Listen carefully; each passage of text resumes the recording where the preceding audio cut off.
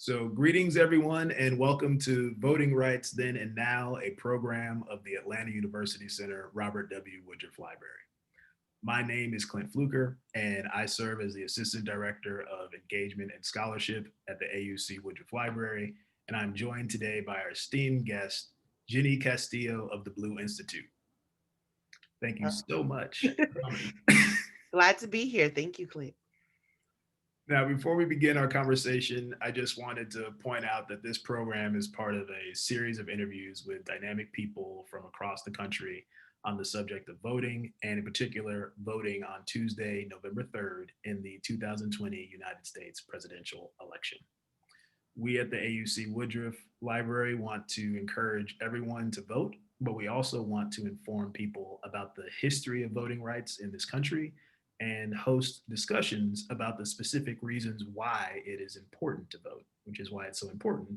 We have people like Genny here with us today. With this in mind, for more information about the AUC Woodruff Library and our special programming related to voting rights, please visit our digital exhibit, Voice Your Vote, The History of African Americans and the Right to Vote, curated by Tiffany Atwater of the AUC Archives Research Center at www.glam.auctr.edu. And please continue to look for updates on future programming throughout the month of October on the library's main website, www.auctr.edu. Okay, now I would like to officially introduce our guest for today. Genny Castillo serves as the Chief Operating Officer for the Blue Institute, the premier training program to prepare more young people of color for the leadership of electoral campaigns in the South and Southwest. During the 2018 campaign cycle, Genny served as the Latinx Constituency Director through the Democratic Party of Georgia's coordinated campaign. Genny served as the Director of Caucus Services and developed one of the nation's most successful state legislative caucus internship programs from 2011 to 2017 for the Georgia House Democratic Caucus. Genny is a graduate of the Galileo Institute for Leadership, Lead Atlanta class of 2016, and the GPEE Education Policy Fellowship Program. Whoa! All right. we're very happy to have you. Thank you. Thank you for having me, Clint. Happy to be here. Great, great. Well, I just have a few questions. After that bio, I gotta have questions. So please just let's just start by you telling us a little bit about your journey to get to the position you are in today. Yeah. So thanks for having me once again. I never thought I would work in politics. I always want to tell people that because a lot of folks think, oh, were you a political science major in college and were you doing this? I'm like, nah, I wanted to be a social worker to the stars. And then found Wow. out that does not exist. So turns out if you're thinking that, it's not real. But I was focusing my studies when I was in college at Berry College. I wanted to be a social worker, so I was doing sociology, and then went to University of Chicago and was studying the social service administration track of their social work program. So I was like, okay, I got this. I'm gonna be a social worker. I'm gonna move to California. I'm gonna do all this stuff. Well, turns out none of that happened. And I found myself graduated.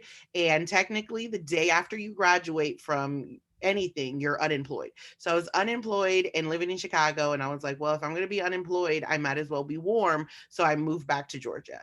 And in that capacity, I started volunteering. And through the Galileo Institute of Leadership, I actually put on a voting symposium for Latinx voters to hear from candidates that were running for office. And after that, the executive director said, you know, there's really a lot of opportunities out there for you to get involved in this. And he said you should apply to be a legislative aide for House Minority Leader Stacey Abrams. Now, I had my master's. I was like, oh, I'm super smart. And I know English, and I had no idea what any of those words meant. So I looked her up and I saw Stacey Abrams. I was like, okay, she's a Black woman, leader of the minorities. I'm a Latina. I'm a minority too. So this makes sense. I still didn't really understand what minority majority meant. And so turns out I applied and they really liked me. And I ended up really liking the organization and the process. So a lot of this like training that I've had in trying to help turns out this is the perfect way to help people, because you're seeing policy and you're seeing what it does to people and how can you connect the dots for them to get involved and understand how they can find the help that they need. From there, I was working with the chief of staff, Ashley Robinson, and we were traveling across the state, helping folks who wanted to run for office for the House position in the House of Representatives in Georgia. And as we were traveling the state, Ashley was getting frustrated because she kept seeing candidates of color that were looking more brown and more black getting advised only solely by white older men. And she was like, this can't be. So she got really upset and she went and spoke to Leader Abrams about it. And Leader Abrams was like, well, do something about it. So she comes and runs into my office and she's like, Genny, we're going to put on a actual training program for young people of color in the South and Southwest. And we're going to do it in 6 weeks. And so we put on our first Blue Institute. And then in 2017, when Leader Abrams was running for governor, Ashley and myself were going to be doing different things. And Ashley says, I want to do Blue Institute full time. Do you want to join me? And I was like, how can I say no? So we actually spent our time traveling across the country, actually putting on trainings and helping students and young people, and actually a lot of non-young people who wanted to learn how to do this. So we have been doing it since then, but in 2018 we could not be a part of Leader Abrams's campaign. So we went back, Ashley as political director, myself as Latinx constituency director. So it's been a long journey, but we really enjoyed it. And the aspect too of going across the country and letting people know you do have the skills to do this work, especially for folks who never thought this was an option for them. Wow, that's quite a journey. Thanks for putting it in context. A lot of times you start in one place, but then you end up in another one. Exactly. And, yeah, great story of that. And you mentioned a little bit about this already, about the Blue Institute, but I was wondering if you could just sort of characterize what you do on the day-to-day a little bit more for people. Yeah, so I think one thing folks need to understand, it's a full-time passion, right?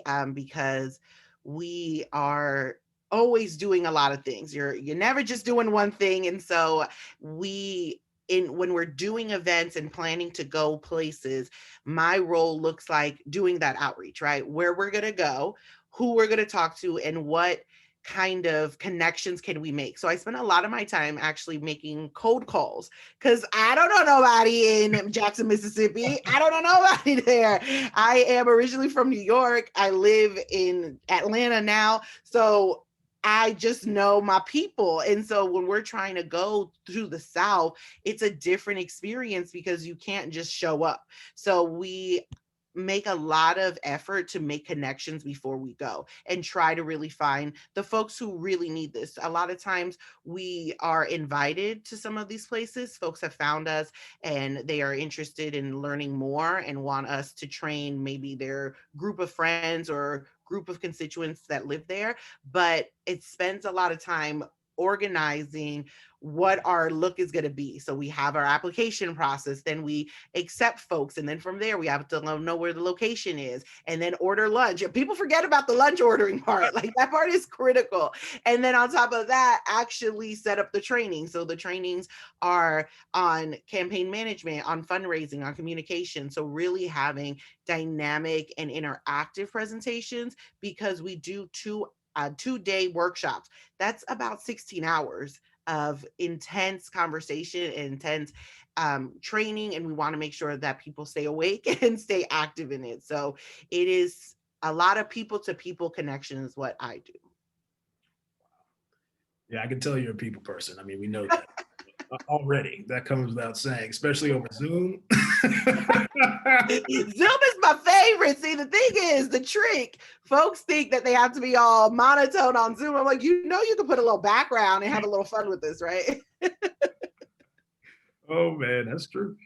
Well, so just to get down to the situation that we're in terms of voting today, what do you think are the greatest issues facing voters today? And I'm really interested in your work with students as well. So it's like, what do you think is facing students in particular? I think one of the biggest things, and folks don't really talk about this, is labeling, right? When we go around and we're telling people about the different parties, it has been from South Indiana to Texas to South Georgia to Mississippi. Folks don't want to say that they identify with a particular party. They're not saying, I want to be very conservative, but they're like, I just know I'm not a Democrat. And I think we need to honor that, right? We are putting people in these boxes and we're telling them, you have to choose from these two boxes. And the third box, they're like, but I want the third box. And I haven't seen an actual candidate that is viable in that. Well, in their talk, someone I like, right? And like what we say as political folks are like, where they're not viable candidates. But I also think another challenge is good information. They are getting information from websites that are being hacked. They are getting information from their family influence. They're getting information from their friends' influence. So I think there's a lot of challenges of just getting a clear path because we're trying to tell them, there's one conversation like, you need to trust this person because they're going to do good for you. They're like, I don't know that person. I have never met that person in my life. I don't even trust the people I do know, right? So how are we using this word trust when that's not really what it is? We need competency, right? We need somebody who will be able to negotiate. We would be somebody who will be able to put these treaties in play. And another barrier is that people just don't know what it is, right? We always talk about federal government, the president, the president, the president. No one ever talks about the Congress, the Senate. No one ever talks about the cabinet positions that come because of the president. So we really do try to break it down, but also bring it down to them. What does local government look like? Why is it so important to get involved in this part? Because all of this influenced the electoral college that picks our president, right? They're like, well, what's the electoral college? So really trying to break things down. And with our young people and our students and folks that just really want to help, I tell them all the time, the fact that you came into the store is your first step that you want to help and you want to see change. So now we just need to give you the tools to make sure that you can do that. So really trying to empower them because all of these barriers, the lack of information, the access to information, the voter suppression, we really have to really explain it in a way that's simple enough that it empowers people to say, okay, I know what this is and I can change it. That's actually perfect the way that you kind of ended that response, because that was my next question, was really about voter suppression. So often when we think about voter suppression, we think about all those things that happened prior to the Voting Rights Act of 1965. We think a lot about all of the voter suppression that was very clearly happening then. But there's also voter suppression happening today. And I just wanted, hoping that you could kind of help us think through what that's like. What does it look like when you're giving these explanations to students? So I always start with this. Almost every day I say these two things. I am not a lawyer and I am not a doctor. But the law, and particularly the lawsuit Shelby versus Holder from 2013 is where we start, where we break it down that this particular decision was to remove the specific sections of Section 4 and Section 5 of the Voting Rights Act that no longer said the South has to get their things approved by the Department of Justice, right? So we always start there. And then people always say, well, why did that happen? And I always say, remember, everything is based in racism. So when this was implemented, they said it was because there was active racism happening and that they were not allowing people of color, primarily Black Southerners, to vote legally and fairly. When 2013 decision came about, it literally said, the justices said, we don't need to worry about racism anymore. It's over. And it's not over. And we've seen that time and time again since 2013. There have been, the ACLU talks about over 21 different laws to make it harder to vote in the South. It's insane. In a short amount of time, they've made it difficult to make sure that you have to have the right ID, that your ID can't be expired, that you need to jump 7 times in a circle before you can come inside. And now on top of all of this, we have a pandemic. We then have a federal administration that's saying, well, you could go to school, you can vote. You can't. And when you go to the actual polls, you have people who haven't been trained, who are only doing it for one day, might be a different person from the other day, and they're telling you what they know, which isn't a lot. That everything is done by the county level, which a lot of people are like, oh, well, maybe the state is taking care of it. Now it's happening on the county level. So what people need to know is what is available to them, what their protections are. Make sure they register first and foremost for the election that they want to vote in. Today is the last day of voter registration deadline for Georgia for the November 3rd election. Then they have to make sure that they are on the rolls because of Shelby v. Holder. All states are able to remove people who have not been active on the voting rolls, and that's determined by the Secretary of State's office. So if the Secretary of State is like, listen, they haven't voted in 2 years, y'all, maybe we need to go ahead and take them off. Sometimes people don't vote for 4 years in between because they only want to vote on the presidential elections. So really making sure that people know where they can check their information and let them know that it's not their fault, right? A lot of times I think there's a lot of judgment, like, oh, you're not registered to vote? What do you mean you're not registered to vote? You should have been registered to vote. No, a lot of people don't even know that they're not registered to vote in their particular area because they're like, well, I registered when I was 18. That should be forever. No. And they don't know that you have to register to vote when you move. So when we're out here talking about voter suppression, we can't talk about it as it's only their problem. It's our problem, because if we're trying to educate people and they don't know, we really have to break it down from the basics up so that people feel, again, that empowerment, right? Because we keep talking about, well, what are they going to do? If people don't feel empowered, they're not going to do anything. So we really need to focus on how can we empower folks with the tools so they can do the work. Wow. Yeah, no, that's very true. And I know that the Blue Institute, as well as some other organizations, are doing a lot of work in this area to educate people about voting and about voter suppression. And I was wondering if you could talk a little bit about that. Like just today, you've worked with Stacey Abrams, you know, a lot of the dynamic kind of work that's happening around the state of Georgia. But what is the Blue Institute doing, and what are organizations in the city in particular doing to kind of deal with this voter suppression? I think a lot of them are trying to be as active as they can. One of the things that we try to do is meet people where they are. So our organization is training, but in our training, we do talk about voter suppression and voting laws so that people understand that there's a lot of power in understanding what's happened in the past and how we can try to change these things. I think some other organizations are being active on social media, really trying to push the voter registration drive.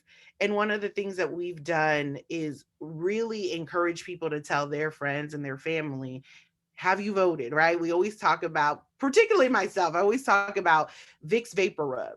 Vicks Vapor Rub is in every Latinx household in the United States and abroad. Why? Because one day one person used it and it cured them for whatever ailment they had. And since then, word of mouth has said, if you don't got Vicks, it's not going to work. So every single Latinx person has one. Don't tell me they don't. And so that's how we have to do it. We have to treat it like Vicks Vapor Rub. Everybody knows that that is what everybody talks about. So if we say it like my friend is saying voting is important and this is how easy it is, more than likely that person is going to do it and then tell their friend, my friend said it's super easy and super safe. So we have to really maximize that relational organizing where we're telling people this is what is the truth. This is how you can be empowered to do this. Again, really giving them that Vicks, right? Give them the Vicks so they can save themselves and save others. Wow. No, I'll never forget that. Thank you. I just try to help people. Again, I'm not a doctor, but I am Dominican and we believe in Vicks. Oh man. Well, I know that you probably have a ready answer for this one. I'm curious, like for you, what is it important for young people to vote and why? You know, Yes. we have to start there. Like, why is it important? Why is it important? So I'm going to say two things. I want people to vote. I want young people to vote, but I want young people to run for office. This is why, because there are too many after retirement age people making decisions for us. And why is this the case, right? We need to always focus on that. Why? Because they're getting paid. They're getting paid. And why would you ever leave a job that's paying you hundreds of thousands of dollars every year to literally sit and press a button to vote on something? So we need to make sure that we have more young people to actually run, because we need to change what this looks like. They've already done it, and retirement is at 65. I mean, Joe Biden is what, 77? It don't make no sense. Why? He's about to be 80. He should be home. He should be chilling in his tracksuit. I just don't understand. We have so many people that are doing this, and then not enough people who are taking more empathy for others, right? We always talk about like, well, we want representation, but what's representation if you have somebody making choices not benefiting your whole community, right? So we need to have people who have empathy for their community. And I think that part is what we really need to focus on. Why is voting important? Because votes actually do count, right? A lot of people think, no, my vote doesn't count. There are differences in races of 500 votes, y'all. 500 votes can really change a whole generation of laws to come, primarily in the local and state races. That is where it's going to affect us more. For all the people out there like, oh, that stuff doesn't affect me. If you drive a car and you're driving on roads, that is affecting you. If you put on a seatbelt, that is affecting you. If you can't use your cell phone in your car, that is laws and policies affecting you. All of those things were laws that have turned into, well, ideas that turned into laws that are now standard practice in the United States and in your community. So we really need to get people to understand what government is, because that way they know what they're playing into, right? We can't just say go vote and they're like, what am I voting for, right? Why is this so important? It's important because you can actually see the differences. You can see the differences in administrations, right? If you have an administration that is more focused on helping the people, you'll find more funding going to social services. And social services is what protects our students, what protects our mentally affected individuals who need support and who need medicines. It affects our doctors and our nurses and their licensures, right? A lot of people just really don't know these nuances because people don't explain it. They're like, just vote for me. I'm gonna tell you why. Just vote for me. I'm cool. You can see me hanging out with you and having a beer. Nah, I don't want no beer. I just want to have someone who's competent enough to have the empathy to really protect all of us on the state and local level. So you spoke about empathy. What does empathy look like to you? What does empathy mean? Well, it looks like the fact that I care that 200,000 people have already died of COVID.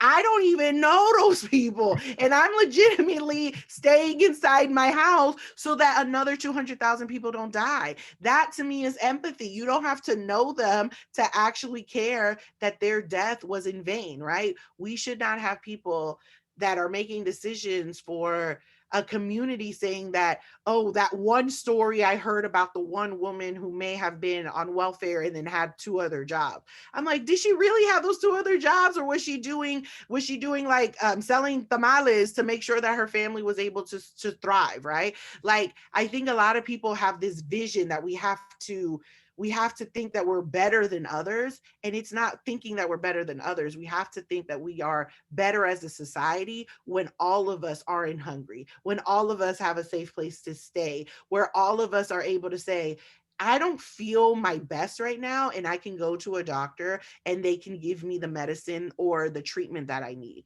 And it's not going to mean that I'm not going to be able to pay rent because my bill is going to be, $20,000, and I have to pay that before they take away my home or take away my children.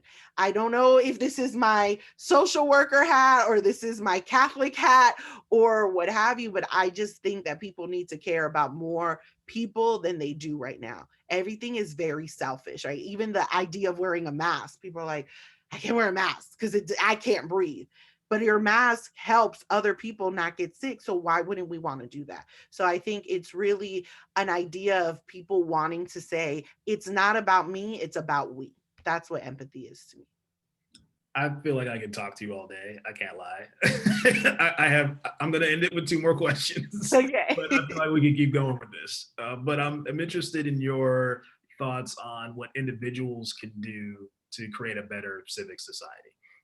You spoke about being part of Lead Class 2016. I know that's one of the major pillars of doing that kind of program.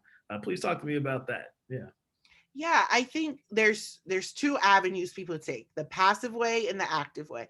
Passively, put it all on the internet, y'all. There's a ton of organizations that you can follow that like us at the Blue Institute on Instagram, or like the any kind of group that you really feel passionate about, and share their information. The way that Instagram works, just found out because it's all a scam, y'all. But Instagram really will only show a post to 1/3 of your following at any particular time. So they need to see interaction, and you need to share their posts. You need to comment, you need to like, so that that particular post is shown to more people next time they post. So we really need to be passively doing that for folks. All you have to do is press like. You're scrolling through the phone anyway. Press like and share, and that way more people can see it. Another way, on Facebook, you could do it too. Post somebody that you really enjoy, an organization or a candidate that you're really passionate about. You can post their stuff. Active ways to do this, the civic engagement opportunity: play, right? Play with the whole system. Be an active player. Donate if there's something that you feel passionate about. Every organization needs money. Every organization, no matter what you think, they need money. They need money to turn on the lights. They need money to send out a mailer. They need money to put their things on Instagram. Even that has money. They need to pay their lawyers. Okay, so send them money. They need money. But also ask them, is there any opportunities that I can get involved in? Because I can do it from my house. I can send text messages. I can actually record a video and allow for folks to see my name and my voice saying that I support this particular entity. And actively tell your people, if you don't know something, look it up and share it. Like, this is a real thing. A lot of folks call me because they're like, Genny, who am I voting for again? This is what you're voting for. Why are there 2 Senate seats? This is why there's 2 Senate seats. PTA. By the way, it's because there was one open seat, and then there's another one that you are trying to finish out the term for that one. Okay, so that's why there's 2 seats, but vote for both. And then a lot of people just don't know that they can be a volunteer, or that they can actually go knock on doors, or that they can actually sit in a class and learn from other people about what's going on. I think Lead Atlanta was a great opportunity to grow networks, but I think one of the things about Atlanta in particular is that we really need to dig more into the neighborhood, right? Like, it's great to have your corporate lawyers with you and to have all these folks that are doing really great work, but we need to talk to the PTA president. We need to talk to the crossing guard. We need to talk to the daycare center owner that knows all the kids in the neighborhood, to really get them to amplify some of these voices and some of these needs that we have about educating our community. Absolutely. And so this is the last question. What kind of work do you think needs to be done after election day, regardless of the outcome? Whew. I think there needs to be more intentionality of including voices in the process, right? For both parties. Primarily the liberals always talk about how they're very inclusive, but when you see their inclusivity, it's very much the same. So we need to actively make sure that we're bringing in decision makers that look like the community, again, who have empathy for the community, and who are going to be working toward what that looks like. I think after the election, after we find out who the winner is, I think we need to have more people holding these folks accountable, right? It can't just be like, okay, we elected you, now we're not going to talk to you for another 4 years. No, we need to be seeing, are they doing rallies? Are they doing informational sessions? Are they allowing the community to understand what their administration is doing? Are they holding town hall meetings? Like, really be active in asking them, what are you doing for us now that you're in this office? Because technically they're being hired by us to represent us. So we need to make sure we're holding them accountable. Wow, this was just so much fun. I don't know what else to Yay. say. It's like a breath of fresh air to speak to someone who's so well versed in all of this, but also just clearly has a passion for it. And I really hope that this is something that people can take the information that you've given and then go out there and vote and know why they're doing it. So we just really appreciate your time. Thank you so much for doing this. And Thank you. I just wanted to give you the opportunity. Is there anything that you're working on right now that you wanted to share, or there, a handle like a Twitter, Instagram, or something? Yes, please follow us on Instagram. That is where we are mostly settled, at the Blue Institute. It is a really great way to interact with our community and just learn more from you all. So please follow us there. We're going to have a lot more virtual programs now that we are in a pandemic. We are trying to make sure that we are providing as much information as we can, but also staying safe. So make sure you follow us at the Blue Institute on Instagram. Thanks so much. Until next time. Awesome. Thank you.